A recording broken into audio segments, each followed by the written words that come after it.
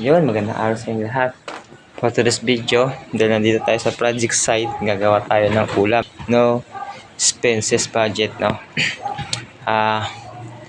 Kung gusto nyong malaman, halina at tapusin nyo itong video.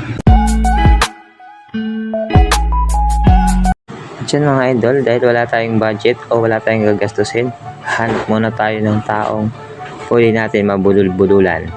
Galing mo talaga, bright ka.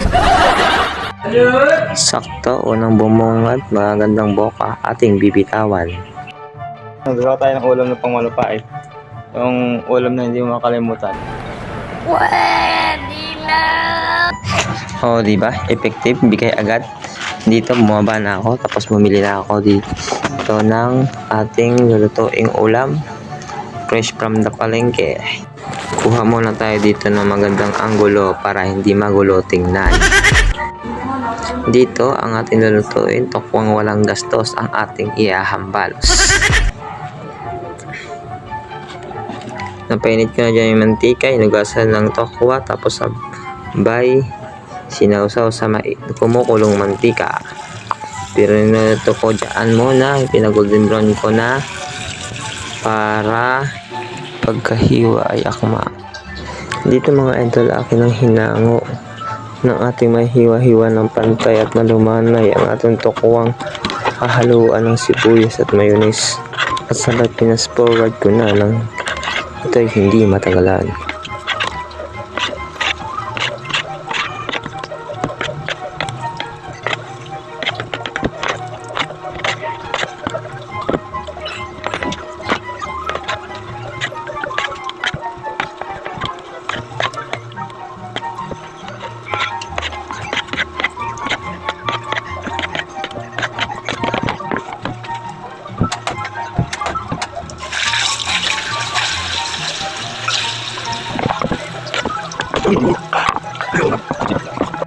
At dito mga idol, tapos ko nang hiwa-hiwain ng tokwa, tapos ilalagay natin ulit sa kumukulong mantika.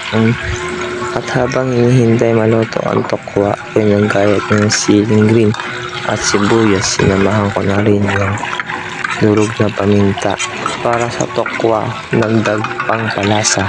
At hinanda ko na rin ang mayonnaise dito at ang oyster sauce na ilalagay natin sa ating tokwa.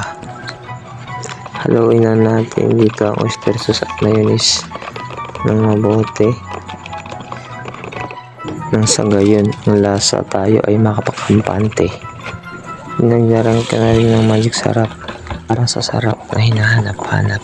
Dito mga idol, ilagay ko na sa tokwa yung mga mayonnaise na hinahanap natin kanina. Diyan ko na rin nilagay yung sibuyas at siling green. Yan, mikas-mikas lang natin ng konti. At yan mga idol, pag mahalo na natin lahat, pwede natin hawain. Yan. At yan mga idol, luto na ang sisig na ating pinagpaguran. Mabubusog na naman tayo ng walang puunan. Sana'y marami kayong kalokohang natutunan sa bidyong ating pinagsaluhan. Like and share naman dyan nang lalo pa akong maganahan. Maraming salamat sa inyong lahat and God bless.